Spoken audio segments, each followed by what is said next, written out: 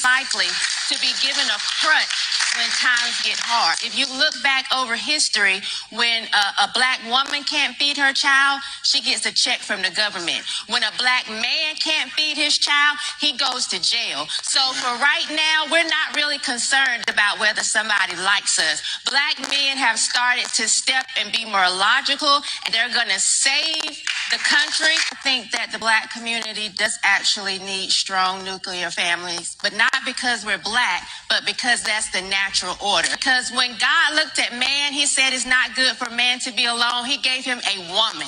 He didn't give him a village. He didn't give him the community. He said, be fruitful and multiply to this man and this woman. So it's supposed to be God, husband, wife, child. And that's the natural order. And that's why I think we can see some of the foolishness that we see in the black community, because we are out of order. And we can make up all of this stuff that sounds good. I'm from a single parent home, and I'm not somewhere cracked out in the street selling my body. However, that is not ideal. It would have been better for me to be in God's order, to have a mother and a father to raise me. And that's just what it is. You know, the effect that it's had, we've had women for generations now saying that they don't need a man, and we have boys that don't want to be one.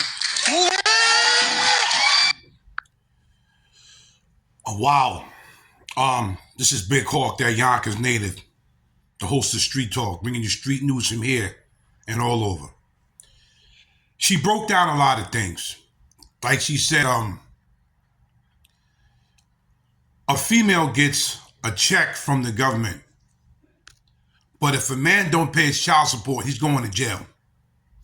And when she said about, excuse me, black men saving the country, it all falls down to this thing that's been going on social media and the news, why black men want to vote for Trump, because we think Trump is the better man for the job.